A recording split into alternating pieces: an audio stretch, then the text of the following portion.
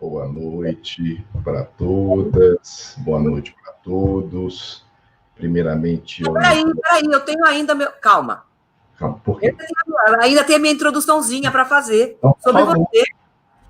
E eu tenho, muito rapidamente, primeiro agradecer o convite e dizer que você, para mim, foi uma surpresa mesmo. Porque hoje eu sei quem é você. Eu sei que você é um jurista preparado, erudito, estudioso, e que você não esquece nunca nas suas falas, nem nos seus livros, de dar às suas observações aquele viés mais pragmático, né? Porque você é professor, quer dizer, você não esquece de que você está ensinando alguém que aprende com você para ser profissional, né? Então, você fala na teoria tal, e depois você diz, olha, para que tudo isso serve? Hoje eu sei que você é um dos papas no contexto da doutrina sobre precedentes no Brasil. Mas você, para mim, foi uma surpresa, porque eu te conheci no momento, e agora eu estou confessando isso, que eu não tinha ainda lido nada teu. Nenhum artigo, nenhum livro, talvez até tivesse publicado na revista de processo. Né? Mas eu não tinha lido nada ainda. E eu te conheci no dia que eu assisti uma palestra tua lá na Federal do Paraná. Uma palestra magnífica, em que você falou em Hannah Arendt, uma palestra divina, os alunos amaram, aplaudiram de pé. E aí, esse evento, essa ocasião, né, esse acaso, na verdade, né, porque eu estava ali porque eu ia falar depois de você, me fez ter curiosidade sobre quem era o Dierle e passei a ser sua fã. Passei a ler tudo que você escrevia e realmente a te admirar muito, além de sermos hoje em dia, felizmente, para minha alegria, grandes amigos. Então, agora sim você está com a palavra. Obrigado, professora Tereza, Didi. Você sabe que eu te adoro, você sabe que eu tenho um carinho incomensurável por você, além da admiração acadêmica e profissional. Você é um exemplo para todos nós. Queria agradecer muitíssimo esse convite muito gentil que você me direcionou, juntamente ao Rafael.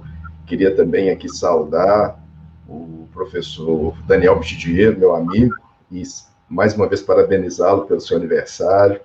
Saudar o professor Cruzitucci, que eu tenho também uma admiração incomensurável pelo fato de que ele é nosso professor de todos nós, tem na verdade, uma contribuição enorme, e também saudar a professora Patrícia Perrone, que é sempre uma satisfação ouvi-la e também aprender com ela nos seus escritos. E a minha situação ficou bem mais tranquila, porque quando você se torna o último, e para falar do mesmo tema, eu posso, na verdade, ser bem, digamos assim, objetivo em uma série de aspectos que eu teria que, em alguma medida, pontuar para falar do meu tema, que é precedentes e tecnologia. Então, só para começar nosso debate, todos nós já vimos aqui, isso já foi falado, e a professora Patrícia, em alguma medida, falou de uma série de aspectos em torno da questão dos desafios para a consolidação do sistema de precedentes, no que diz respeito à educação das pessoas, que ele pode viabilizar previsibilidade, isonomia, eficiência, falou da necessidade de que os tribunais eles devem respeitar os seus próprios entendimentos e que isso, infelizmente, não é algo comum. Falou do modo como o Supremo e a grande maioria dos tribunais, num sistema seriático de votação, de uma colegialidade muito peculiar, exerce sua função no sentido de, em alguma medida, nós temos um sistema de adesão a votos e, às vezes, a parte dispositiva. O Mitidiero também fez uma apresentação sobre sua ótica das raízes do sistema de precedentes. O professor Cruzitucci mostrou para nós com muita clareza acerca do direito vivente e, na verdade, de uma perspectiva que eu, em alguma medida, também tenho e compartilho com ele, que chega até ao fato de que a professora Patrícia disse que nós precisamos de uma teoria dos precedentes, mas eu acho que a gente tem teorias em demasia. Nós chegamos quase àquele contexto das teorias da ação, que costumava se dizer que cada processualista tem uma teoria da ação. Hoje nós temos um quadro no qual nós temos inúmeros juristas tentando, em alguma medida, sistematizar os precedentes, mas, no final das contas, nós não temos uma teoria rígida para saber como ela deve ser aplicada. E eu queria só, para deixar muito claro, acerca dos nossos problemas do direito vivente, de falar que, para quando a gente fala em precedentes, a gente fala numa efetiva racionalidade argumentativa, que é exatamente essa ideia de eu pegar os casos do passado, fazer uma comparação dos fatos operativos, dos fatos materiais, para que eu me valha ou não daquele caso. E como já foi dito aqui também, esse raciocínio de precedentes foi artificialmente, digamos assim, fundido com o debate de um problema que é o problema da litigiosidade repetitiva entre nós. E isso acaba, nós não conseguimos efetivamente implementar um sistema de precedentes porque nós não conhecemos como os julgadores julgam e eles próprios não sabem como eles decidem. O professor Cruzitucci fala que nós não sabemos armazenar, ou seja, nós não conseguimos ter um repositório de decisões, de jurisprudência, de precedentes, no qual a gente consiga extrair coerência, estabilidade e integridade, como o artigo 926 trata e traz para nós do ponto de vista normativo. E em face disso, nós temos uma grande novidade que talvez possa auxiliar nisso, mas que também tem seus riscos, que é a chamada virada tecnológica do direito processual, que é exatamente essa tendência da implementação da tecnologia, seja do ponto de vista da virtualização, digitalização dos processos, e inclusive do modo como os tribunais julgam, vide o que a professora Patrícia fez alusão acerca do plenário virtual, que foi expandido no curso da pandemia e tende a se manter perene nos julgamentos do Supremo Tribunal Federal. Ou seja, nós temos uma etapa de digitalização, que nós já estamos muito avançados no Brasil, mas nós precisamos perceber que com a possibilidade que a tecnologia nos oferece de automação e de emprego efetivo de inteligência artificial para a promoção da transformação, a tecnologia ela vai deixando de cumprir um papel meramente instrumental e vai permitindo uma nova propedêutica para o próprio modo e como para o próprio trato do direito em geral e especificamente dos precedentes, inclusive viabilizando novos dimensionamentos desses conflitos. E isso, essa virada tecnológica, ganha muita proeminência a partir do momento em que os próprios tribunais, a partir do CNJ e agora do projeto Sinapses, começa a criar um projeto guarda-chuva para a implementação de tecnologia nos tribunais e, obviamente, isso ganha um grande destaque no trato dos precedentes pelos tribunais, em especial pelos tribunais superiores. E todos nós ouvimos muito falar de inteligência artificial e a gente fala muito dela, mas muitas pessoas não sabem muito bem do que se trata. E, na verdade, quando eu estou falando em inteligência artificial, eu estou falando de um grande campo do estudo, no qual eu vou me valer, basicamente, de uma série de... eu estou diante de um campo guarda-chuva, no qual eu vou me valer dessa tecnologia, de propósito geral, tal qual é a energia elétrica, tal qual é o motor de combustão, para tentar nos auxiliar a resolver problemas delimitados, porque nós estamos lidando principalmente com aquilo que se convencionou chamar de inteligência artificial fraca, ou inteligência artificial, ou agentes especialistas para a resolução de problemas, que podem resolver um problema singelo, como destravar o nosso celular a partir do reconhecimento facial, pode nos auxiliar a resolver um problema de mostrar o melhor trajeto para a gente chegar no lugar, como é o caso do Waze, pode nos auxiliar para fazer uma indução ou uma oferta de possíveis escolhas quando você está num canal de streaming e quer assistir um filme, é coisa que o vale, mas também pode resolver problemas mais sofisticados mediante o emprego da chamada técnica de aprendizado de máquina ou machine learning. O aprendizado de máquina ou machine learning, ele é utilizado basicamente com o intuito de ensinar a máquina, através de algoritmos estatísticos, a detectar padrões em grandes conjuntos de dados para tentar, a partir disso, exercer e dimensionar uma determinada tarefa, um determinado problema. Pode ser uma coisa singela. Eu posso ensinar a máquina, por exemplo, tal como uma criança, a distinguir, por exemplo, um padrão qualquer, por exemplo, numa imagem. E eu me valho, no campo do aprendizado de máquina, de uma série de técnicas, que pode ser aprendizagem supervisionada, não supervisionada e por reforço. As mais comuns na área do direito são as duas primeiras, que eu vou rapidamente explicar para elas, inclusive como elas estão ganhando proeminência nos tribunais superiores. O aprendizado de máquina supervisionado, eu me valho de um conjunto, na verdade, de dados, e eu me valho deles para tentar treinar a máquina através de uma rotulação.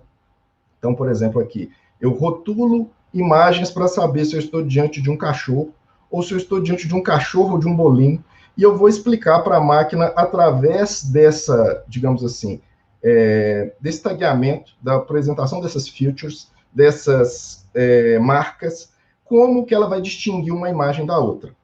Esse mecanismo de aprendizado de máquina supervisionado, que usa, inclusive, profissionais humanos, expert domains, para, por exemplo, explicar à máquina o que ela precisa ler, vem sendo utilizado no nosso Supremo Tribunal Federal, no já conhecido projeto Vitor.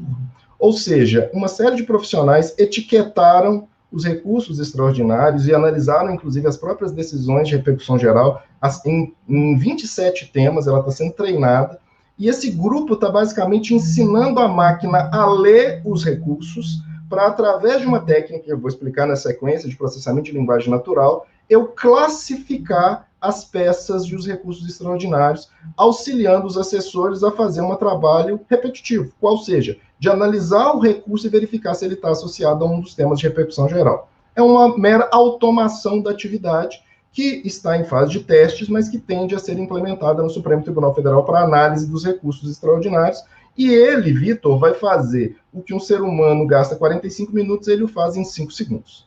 Mas a gente pode pensar numa forma um pouquinho mais sofisticada.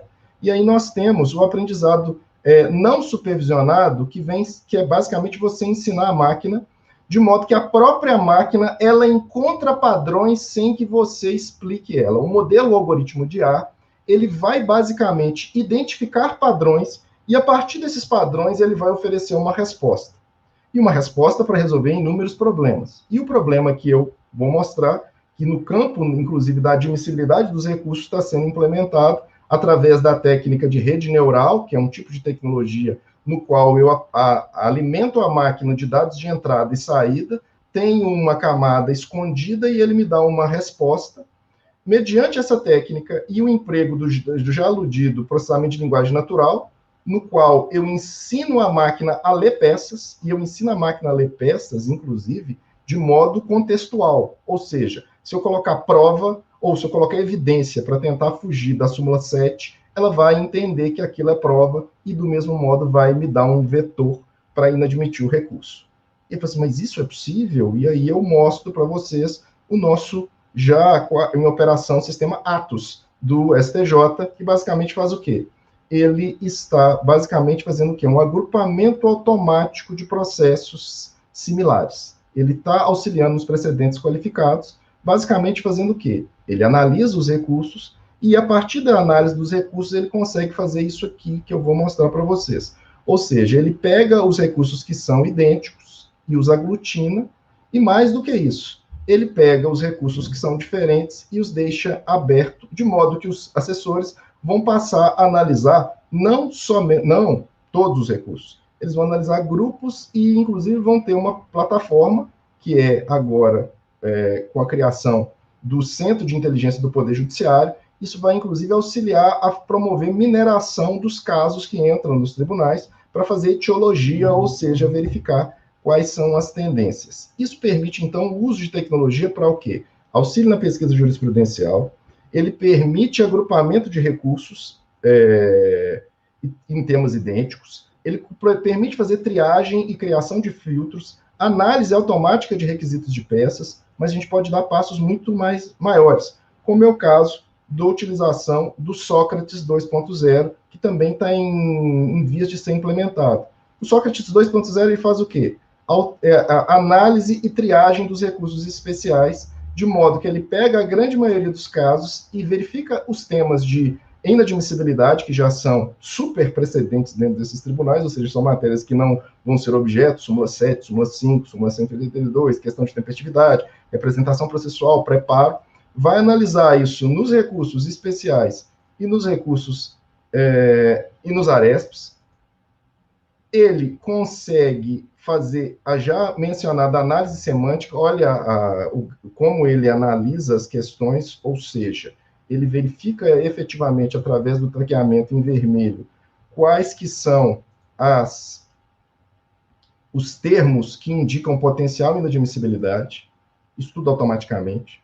Ele faz uma pesquisa automática de jurisprudência para os assessores, e isso, obviamente, vai auxiliar na própria moldagem. Ele consegue fazer um preenchimento automático dos relatórios, também tudo automatizado. e ele vai auxiliar muito na gestão dos tribunais. Então, percebam que nós estamos caminhando para um sistema no qual as possibilidades do emprego dessas tecnologias para tentar, em alguma medida, auxiliar, ela aumenta muitíssimo. Mas ainda nós não chegamos ao ponto de ferir, talvez, o grande problema que nós estamos diante dele. Ou seja, como promover um sistema de precedentes no qual a gente vai conseguir, e os tribunais vão conseguir saber efetivamente como eles decidem, e as tecnologias vão permitir isso, porque esses modelos algorítmicos, eles são hábeis a efetivamente mostrar como que cada decisor decide, quais são as flutuações de entendimento.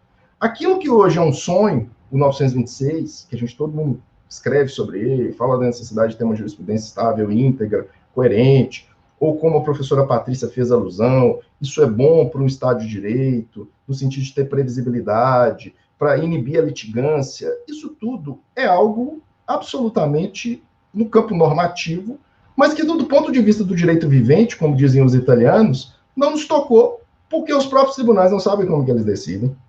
Os advogados também não sabem. Nós temos uma flutuação de julgamentos entre cada um dos ministros. Quando há o julgamento, não há uma colegialidade efetiva para que todos os ministros analisem os fundamentos determinantes, como o Daniel fez menção mais cedo. Ou seja, nós estamos diante de um sistema que todo mundo fala de uma suposta eficiência, mas que é mais retórica do que do ponto de vista desse chamado direito vivente.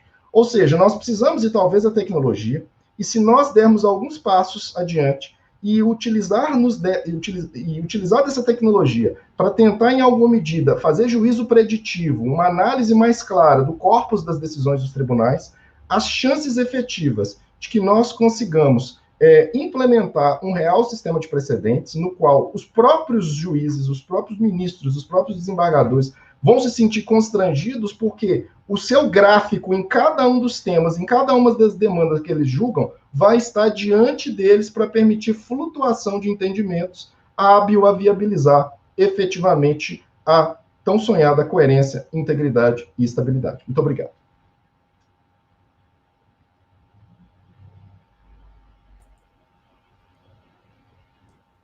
Gelli, muito obrigada pela tua exposição. Eu tirei foto de todos os slides, porque de fato é muito interessante mesmo, é um assunto que daria pano para manga, mas mais uma vez obrigada pela tua participação e pelo respeito do tempo. E eu vou te fazer uma pergunta só que, enfim, você fica absolutamente à vontade para responder, você merece, porque a tua exposição foi bem curta, deixou aquele gostinho de quero mais, né? É excelente isso. Como é que dizia o Barbosa Moreira? Que as palestras têm que ser iguais aos biquínis? Tem que ser como é que era mesmo? Eles têm que ser suficiente para cobrir o essencial? Você lembra disso? Eu lembro, mas eu não lembro a frase com precisão. Mas é isso, tem que ser suficiente. Se for curta, já é suficiente. Ele falava ele dizia, palestras precisam ser curtas e boas. E se forem curtas, nem precisam ser boas. Exatamente. Mas não foi o caso de nenhuma das nossas palestras aqui. Mas a pergunta que eu quero te fazer é a seguinte. Eu senti você extremamente objetivo, né, ao descrever e tentar explicar como é que funciona a inteligência artificial, os níveis, o que ela é capaz de fazer e tal. Mas eu não senti em nenhum momento um juízo de valor a respeito da adoção da inteligência artificial pelo judiciário.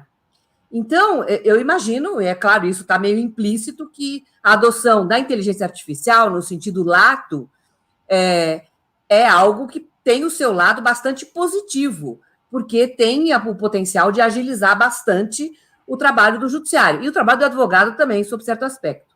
Agora, eu pergunto para você, Gelli, e os riscos?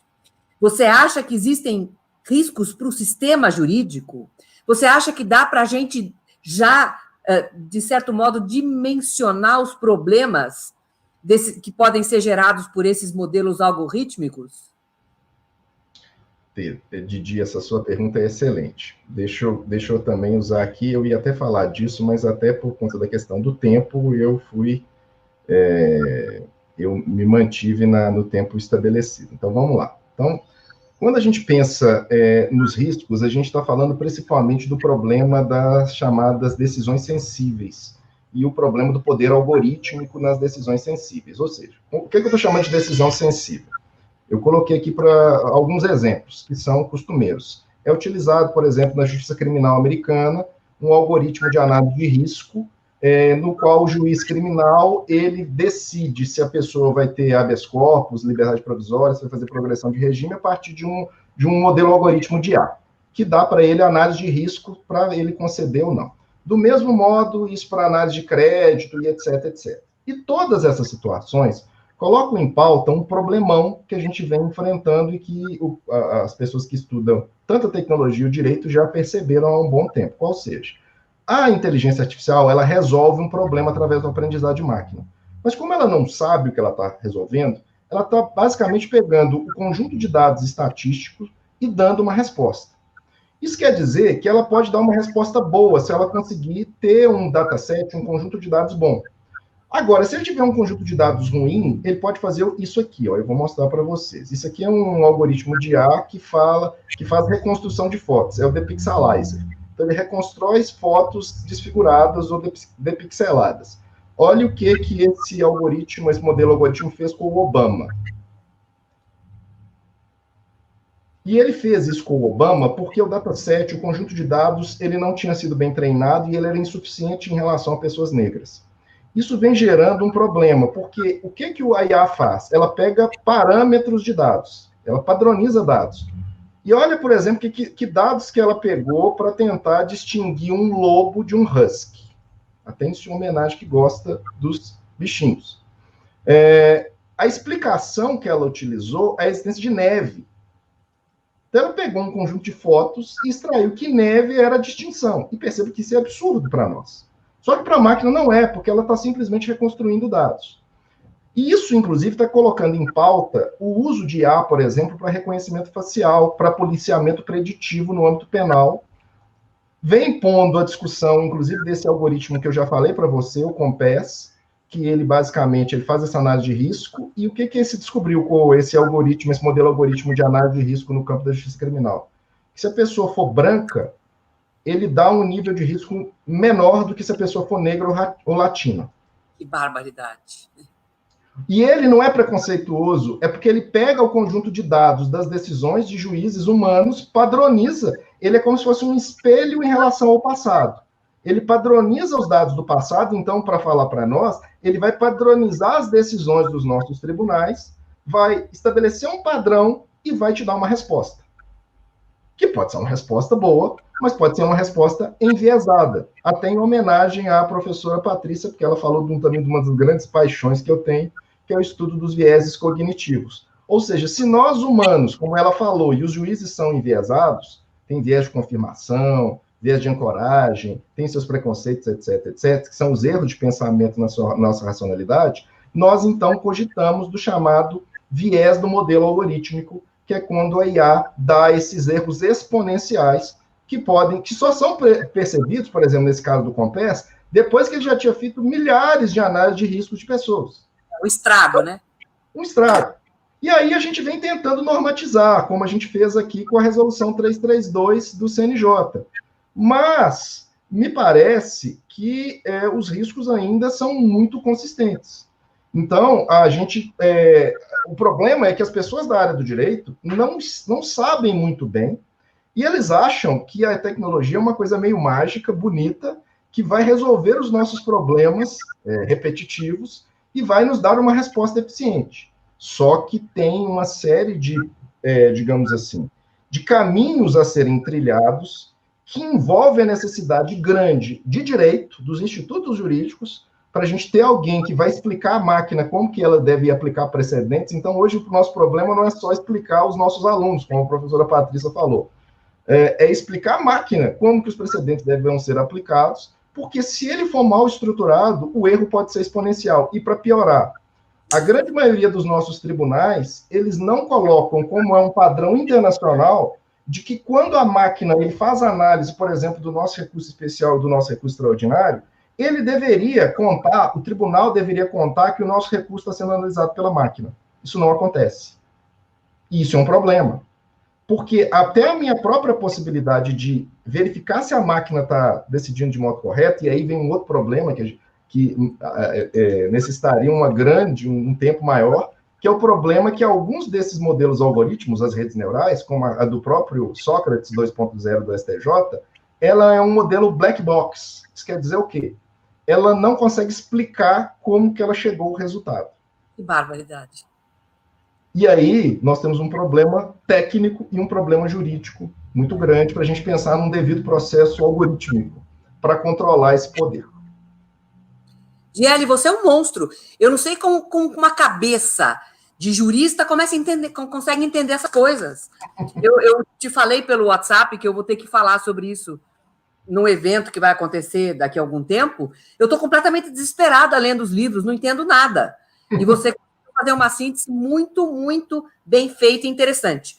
Eu entrei no chat, eu só quero te dizer que estão amando a tua aula, viu? 1000 elogios, só tem elogios. E tem um rapaz até que perguntou se você poderia indicar um livro. Você tem alguma coisa para indicar? Ou vai... Na verdade, eu tenho um livro que chama Inteligência Artificial e Direito Processual. Na verdade, ele está esgotado e vai sair uma segunda edição agora, dia 6 de novembro, pela Juspodium. Ah, que beleza!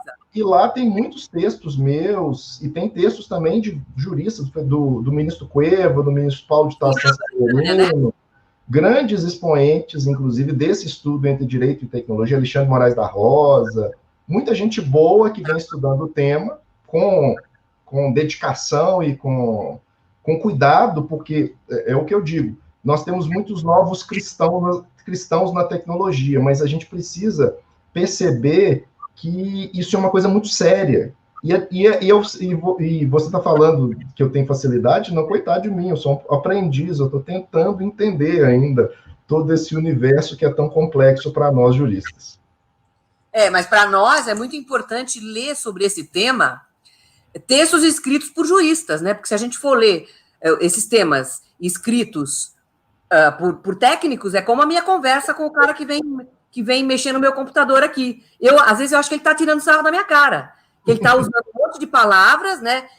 Uma hora ele muda a ordem das palavras, ele não está me dizendo nada, e se eu concordar, ele vai falar, nossa, como ela é idiota, eu não estou dizendo nada. A impressão que me dá é sempre essa. Então, a questão da linguagem é muito relevante mesmo.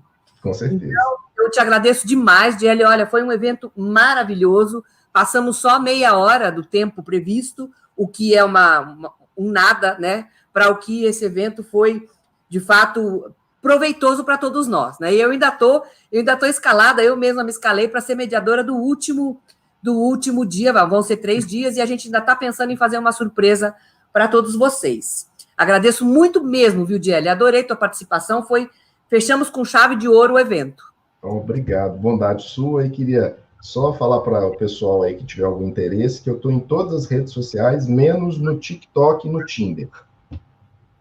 Tá muito bem. Um homem muito bem casado, pai, né? Não tem o que fazer no Tinder mesmo. Exatamente. Casado com uma mulher maravilhosa, charmosa, lindíssima. Obrigado. Eu vou perguntar para o Rafael...